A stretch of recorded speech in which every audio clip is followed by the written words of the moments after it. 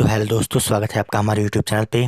तो दोस्तों, अगर आप डी फार्मा कर रहे हैं या डी फार्मा कर चुके हैं, लेकिन अगर अपना रजिस्ट्रेशन आपने नहीं करा है अपने स्टेट फार्मेसी काउंसिल में, तो ये वीडियो आपके लिए बहुत ही इंपॉर्टेंट होने वाला है। तो दोस्तों, ये खबर जो है वो बैड न्यूज़ भी हो सकता है और गुड न्यूज़ भी हो सकता है। तो स्टूडेंट्स पे डिपेंड करता है वो कैसे लेते हैं। तो दोस्तों, ये गैजेट ऑफ इंडिया देख सकते हैं कि यहाँ पे 24 फरवरी को ये निकाला गया है दोस्तों।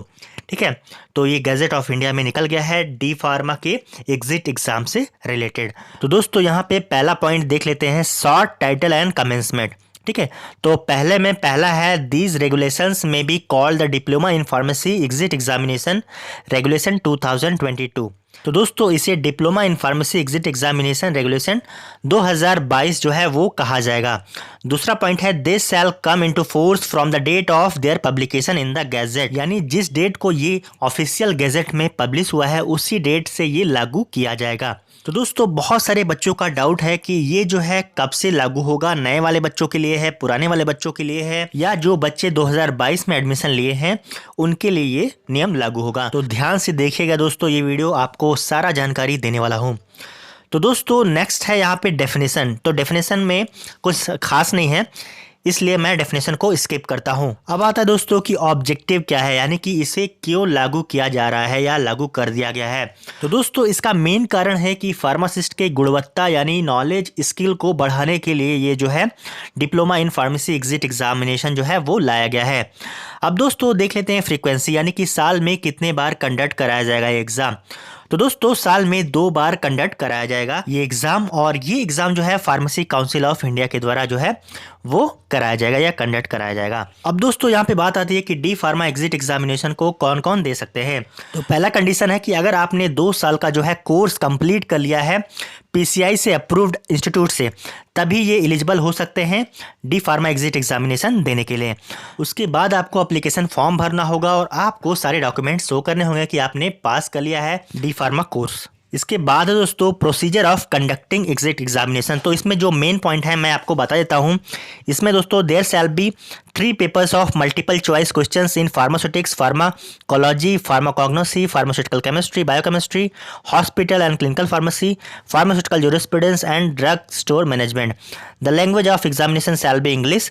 The test of for each paper shall be of 3 hours duration, यानी कि ये सारे जो सब्जेक्ट्स हैं इनका एग्जाम होगा, मल्टीपल चॉइस क्वेश्चन होगा और इंग्लिश जो है वो इसका माध्यम होगा, और आपको 3 घंटे मिलेंगे एक पेपर करने के लिए। A candidate shall be declared as having passed only if he obtains minimum 50%। अगर आपने 50% मार्क्स जो है हर एक पेपर में सेपरेटली ऑब्टेन किया तभी आप पास हो पाएंगे डी फार्मा एग्जिट एग्जामिनेशन में। A candidate shall have to pass all 3 papers in the same attempt, यानी कि आपको 3 पेपर एक ही अटैम्प्ट में पास करने हैं। However there shall be no restriction on the number of attempts to be appear in the examination, यानी कि कोई भी रिस्ट्रिक्शन नहीं है, कोई भी लिमिट नहीं है, आप अनलिमिटेड टाइम जो है वो अपीयर हो सकते हैं इस एग्जामिनेशन के लिए।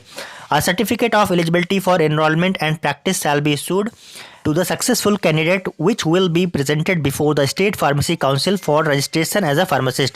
अगर आपने ये एग्जाम क्लियर कर लिया तो आपको एक सर्टिफिकेट मिलेगा, उसके बाद आप स्टेट फार्मेसी काउंसिल में जाके उसको दिखा के अपना रजिस्ट्रेशन जो है वो करा सकते हैं।